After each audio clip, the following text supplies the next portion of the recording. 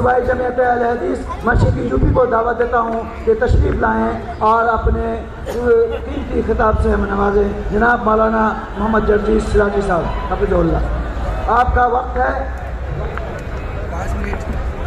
5 minute نہیں 2 گھنٹے۔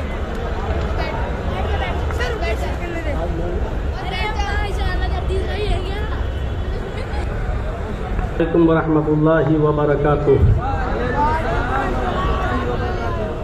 الحمد للہ وحدہ والصلاة والسلام علی من لا نبی بعدہ، اما بعد، اعوذ باللہ من الشیطان الرجیم، بسم اللہ الرحمن الرحیم۔ یا ایہا الناس انا خلقناکم من ذکر وانثی وجعلناکم شعوبا وقبائل لتعارفوا ان اکرمکم عند اللہ اتقاکم۔ اسٹیج پر بیٹھے ہوئے معقر علماء کرام اور معزز سامعین حضرات جو ہندوستان کے گوشے گوشے اور چپے چپے سے تشریف لائے ہوئے ہیں، آل انڈیا اہل حدیث کانفرنس جو 35ویں آپ جو اس میں سماعت فرما رہے ہیں، اس میں شرکت کیے ہوئے ہیں، اس کا موضوع جو رکھا گیا ہے احترام انسانیت اور مذاہب عالم، یہ اپنے نوعیت کا بڑا حساس موضوع ہے اور تمام خطباء نے اسی موضوع پر گفتگو کی ہے۔ اللہ تبارک و تعالیٰ نے ساری انسانیت کو ایک کنبے سے، ایک قبیلے سے، خاندان سے جوڑا ہے۔ آپ اس بات کا اندازہ قرآن کی اس آیت سے لگا سکتے ہیں جو میں نے خطبے کے بعد آپ کے سامنے پڑھی ہے۔ اس کے اندر اللہ تبارک و تعالیٰ نے ساری دنیا کے انسانوں کو آپس میں بھائی بھائی قرار دیا ہے۔ بتایا یا ایھا الناس انا خلقناکم من ذکر و انثی، اے لوگوں، ساری کائنات کے انسانوں کو مخاطب کر کے کہا کہ اے ساری دنیا کی مانو ذاتی، اے انسانوں، ہم نے تم کو ایک مرد اور ایک عورت سے پیدا کیا ہے اور ہم نے تمہارے شعبے اور قبیلے بنا دیے ہیں، اور اس کی وجہ یہ ہے کہ لتعارفوا، تاکہ تم ایک دوسرے کو پہچان سکو۔ تو یہ کہا کہ یا ایھا الناس انا خلقناکم من ذکر و انثی، ہم نے ساری انسانیت کو، سب کو ایک مرد اور ایک عورت سے پیدا کیا ہے۔ تم سب کا باپ ایک ہے، تم سب کی ماں ایک ہے، تم سب کا باپ آدم اور تم سب کی ماں ایک حوا، جس کو آپ آشو کہہ لیں، ہیووتی کہہ لیں، شتروپا، تم سب ایک ہی باپ کے اور ایک ہی ماں کے بیٹے ہو، یعنی تم سب آپس میں بھائی بھائی ہو۔ قرآن کریم کی ایک آیت ہم اور آپ کے سامنے پڑھ رہے ہیں، اس سے آپ اندازہ لگا سکتے ہیں کہ اللہ تبارک و تعالیٰ نے فرمایا کہ تم کسی بھی مذہب کے یا کسی بھی مکتبہ فکر سے تمہارا تعلق ہو، لیکن عدل و انصاف کا جب معاملہ آئے، نیائے کا، ججمنٹ کا جب معاملہ آئے، تو اس میں تم کسی کو یہ نہیں دیکھو گے یہ کون ہے، کس دھرم سے ہے، کیا ہے۔ آپ اس بات سے اندازہ لگا سکتے ہیں انسانیت اس وقت تک برقرار نہیں رہ سکتی ہے جب تک کہ دنیا کے اندر عدل نہ ہو، جب تک کہ ہم عدل سے کام نہ لیں۔ فرمایا وَلَا يَجْرِمَنَّكُمْ شَنَآنُ قَوْمٍ عَلَىٰ أَلَّا تَعْدِلُوا، صاف لفظوں میں فرمایا کہ اے لوگوں، کہیں ایسا نہ ہو تمہیں کسی قوم کی دشمنی اس بات پر تمہیں مجبور نہ کر دے کہ تم اس کے ساتھ انصاف نہ کر سکو۔ انصاف ہر حال میں کرنا ہے، چاہے وہ کسی بھی مذہب کا ماننے والا ہو۔ یہ نہیں دیکھنا ہے کہ یہ کون ہے، اس سے ہمارا تعلق قریبی ہے تو اس کے فیور میں فیصلہ کر دیا جائے۔ اسلام کی تاریخ کا اگر آپ مطالعہ کریں گے تو ایسے ایسے مناظر آپ کے سامنے آئیں گے کہ حضرت علی رضی اللہ تعالیٰ عنہ کے زمانے میں ایک یہودی مجرم ثابت ہو گیا اور اس کو کوڑے لگانا تھے، لہذا حضرت علی رضی اللہ تعالیٰ عنہ نے حکم دیا کہ اس یہودی کو کوڑے لگائے جائیں، اور کوڑے لگانے والا حضرت علی کا غلام تھا قمبر، اس نے کوڑے لگائے، کوڑے لگانے میں کنفیوز ہو گیا کہ ہم نے اس کو 9 کوڑے مارے ہیں یا 10 مارے ہیں، لہذا اس نے یہ سوچ کر کہ 9 ہی لگے ہوں گے ایک کوڑا اور مار دیا۔ جب اس کو کوڑا لگ گیا تو پھر اس نے حضرت علی رضی اللہ تعالیٰ عنہ سے کہا کہ امیر المومنین، آپ کے خادم نے، آپ کے غلام نے ایک کوڑا مجھے زیادہ مارا ہے اور مجھے اس کا انتقام چاہیے۔ فوراً اسی وقت حضرت علی رضی اللہ تعالیٰ عنہ نے قمبر سے کہا کہ اے قمبر ادھر آؤ اور دیکھو یہ یہودی کیا کہہ رہا ہے؟ قنبر نے اعتراف کیا کہ ہاں امیر المومنین مجھے شک ہے، پتہ نہیں 9 مارے تھے یا 10، تو یہ سوچ کر کہ 9 ہی مارے ہوں گے، ایک اور میں نے مار دیا۔ مجھے اعتراف ہے اس بات کا کہ ہو سکتا ہے کہ ایک گولا زیادہ لگ گیا ہو۔ حضرت علی نے فرمایا اب تم کھڑے ہو جاؤ، اور اس یہودی سے کہا کہ کوڑا لو اپنے ہاتھ میں، اور اس یہودی سے کہا کہ تم اپنا انتقام لے لو، بدلہ لے لو، اور ایک کوڑا اس یہودی نے مارا حضرت علی کے غلام۔ میں کہنا یہ چاہتا ہوں انسانیت اسی وقت محفوظ رہ سکتی ہے، اس کا تحفظ اسی وقت ہو سکتا ہے جب آپ عدل سے کام لیں گے، اور جہاں عدل و انصاف ختم ہوا وہاں انسانیت بھی مجروح ہوگی، انسانیت کا بھی خون ہوگا۔ اس لیے ہر حال میں اگر آپ یہ چاہتے ہیں کہ انسانیت مجروح نہ ہو، انسانیت محفوظ رہے، تو آپ کو عدل و انصاف قائم کرنا ہوگا، اور جتنا زیادہ عدل ہوگا دنیا میں اتنا ہی زیادہ امن ہوگا۔ آپ کو شاید یاد ہوگا حضرت علی رضی اللہ تعالیٰ عنہ نے بھی ایک یہودی کے خلاف مقدمہ دائر کر دیا تھا قاضی شریح کی عدالت میں کہ میری ایک زرہ ایک یہودی کے پاس ہے، اور جب یہودی کو پیش کیا گیا تو یہودی نے کہا وہ زرہ میری ہے۔ حضرت علی سے کہا گواہ پیش کرو۔ حضرت علی نے جو گواہ پیش کیے تھے شرعی اعتبار سے ان گواہوں کی کوئی حیثیت نہیں تھی۔ قاضی شریح نے امیر المومنین حضرت علی کے خلاف فیصلہ سنایا، یہ کہتے ہوئے کہ اے علی، آپ نے جو گواہ پیش کیا ہے وہ آپ کا بیٹا ہے، اور شریعت محمدی کے اندر بیٹے کی گواہی باپ کے حق میں تسلیم نہیں کی جاتی ہے۔ اے علی، آپ نے دوسرا گواہ اپنا غلام پیش کیا ہے، غلام کی گواہی بھی مالک کے حق میں، آقا کے حق میں قبول نہیں کی جاتی ہے، لہذا یہ زرہ کا مالک یہودی ہے۔ حضرت علی کے خلاف فیصلہ سنایا۔ یہ عدل، یہ انصاف ہمیں یہ بتلا رہا ہے کہ جب اس طریقے کا عدل تھا، جب اس طریقے کا انصاف تھا، تو انسانیت چین اور سکون کا سانس لیتی تھی۔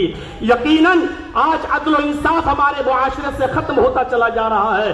وہ ملک شام کا وہ واقعہ بھی ہمارے اور آپ کے سامنے آنا چاہیے کہ حضرت عمر فاروق جب ملک شام گئے تو ایک 12 سال کے یہودی بچے نے عمر ابن عاص کے بیٹے کے خلاف شکایت کی کہ امیر المومنین، ہمیں عمر ابن عاص کے اس بچے نے، عمر ابن عاص کے اس یہودی نے کہا کہ عمر ابن عاص کے بیٹے نے ہمیں کو گھوڑا مارا ہے، میرا گھوڑا اس سے آگے نکل گیا تھا ریس میں۔ حضرت عمر فاروق نے یہ سنا تو فوراً غصے سے لال پیلے ہوئے حضرت عمر ابن عاص سے کہا کہ یہ کیا ہو رہا ہے؟ فوراً بلایا گیا۔ بیٹے نے، عمر ابن عاص کے بیٹے نے اپنا جرم کا اقبال کیا اور اس یہودی بچے سے کہا کہ تو بھی اپنا انتقام لے لے۔ ہماری حکومت، ہماری خلافت، ہماری چودراہٹ، سب کچھ ہونے کے باوجود خود عمر ابن عاص کے بیٹے کو اس یہودی بچے نے کوڑا لگایا۔ میں علامہ احسان الہی ظہیر کی ایک بار تقریر سن رہا تھا، انہوں نے تو اپنے خطاب کے اندر یہ بھی کہا کہ ایک کوڑا حضرت عمر فاروق نے اپنے خاتم سے کہا کہ عمر ابن عاص کو بھی لگاؤ۔ جب عمر ابن عاص کو کوڑا لگا تو انہوں نے پوچھا کہ مجھے کیوں کوڑا مارا جا رہا ہے، میرا کیا قصور ہے؟ تو فرمایا تمہارا قصور یہ ہے کہ تم نے اپنے بیٹے کو صحیح تربیت نہیں دی ہے۔ اگر تم نے اپنے بیٹے کو صحیح تربیت کی ہوتی تو تمہارا بیٹا ناجائز کسی یہودی بچے کو کوڑا نہیں مارتا۔ یہ تحفظ انسانیت کا میرے بھائیوں وہ دور تھا جب عدل تھا، جب انصاف تھا، تو اس طریقے سے ہمارے معاشرے اور سماج اور سوسائٹی کے اندر انسانیت کا تحفظ تھا۔ آج ذرا آپ اپنے علاقوں میں دیکھیں، اپنے ملک کی بات تو چھوڑ دیجئے، کسی ایک چھوٹی بستی کے اندر بھی آپ کو عدل کے یہ نمونے نہیں ملیں گے، عدل کی یہ چیزیں آپ کے سامنے نہیں آئیں گی۔ قرآن کریم تحفظ انسانیت کے سلسلے میں اتنی عظیم بات کہتا ہے۔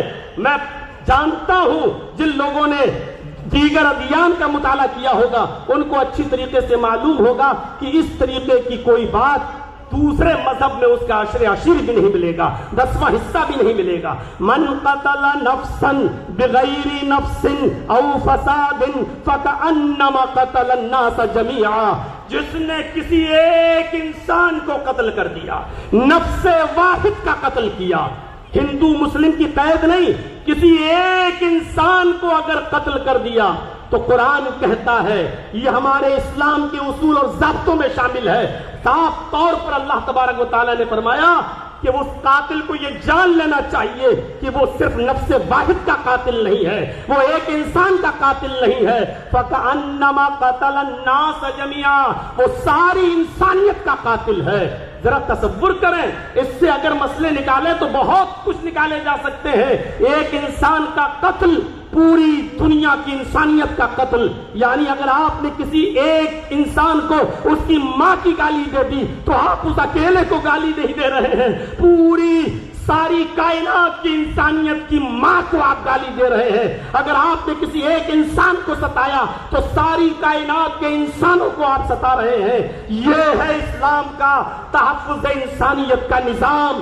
انسانیت کو اتنا زیادہ عروج دیا ہے اور اتنا زیادہ اہمیت کی ہے کہ ہر انسان کو سوچنا چاہیے، جب ماحول خراب ہوتے ہیں تو جنگیں بھی ہوتی ہیں۔ اگر آپ ہمارے ملک پر کوئی ٹیڑھی نظر ڈال کے دیکھیں تو کیا ہمارا ملک خاموش بیٹھا رہے گا؟ ہوتا ہے۔